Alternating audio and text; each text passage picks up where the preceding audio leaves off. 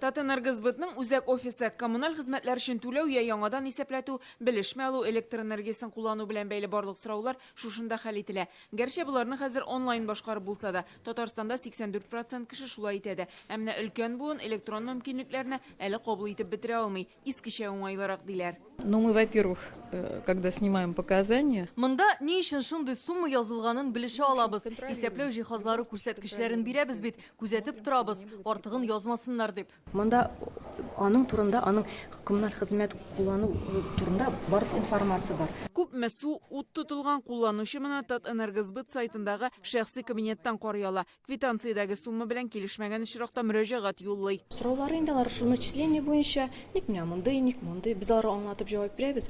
Аларның инде сораулары калмый. Депутатлар бүген күчмә утырышны шушында уздырды. Коммуналь хезмәтләрдән файдаланучылар һәм аларны тәкъдим итүчеләр турында бөтен мәгълүмат монда туплана. В среднем в месяц к нам поступает 2 миллиона платежей. Без аена торак коммуналь хезмәтләр буенча 2 миллион түләү кабул итәбез. Бу 5 миллиард сум дигән сүз. Барлык чыгымнар бер көн эчендә хезмәт күрсәтүчеләр, тәэмин итүчеләргә күчерелә.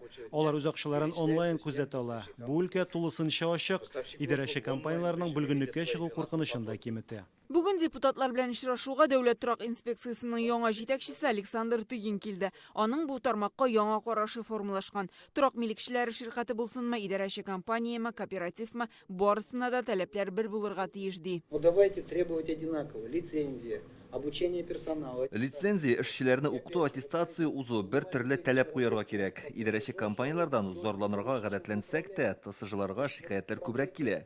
Идарәнең әлеге формасы кызганычка үзен акламады дип саныйм. Торак инспекциясе башлыгының идарәче компанияларны яклап утыру сәер яңгыраса да бу шулай.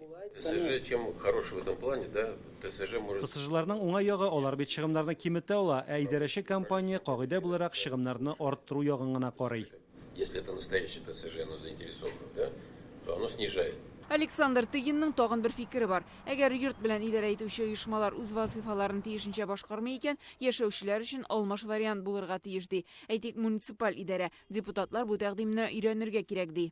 Может быть, муниципальное управление булырга тиеш, альтернатива. Муниципальное управление инде, потому что безнең халкыбыз, Татарстан халкы мөрәҗәгатьләрдә шушы мәсьәләләрне куйгач, без инде күбрәк администрация, муниципаль берәмлекләргә мөрәҗәгать итәбез. Түшәмнән суага аны хәл итәргә кирәк, ул хәл ителми. 3 ай судны көтеп торып булмый бит инде, суны туктатырга кирәк.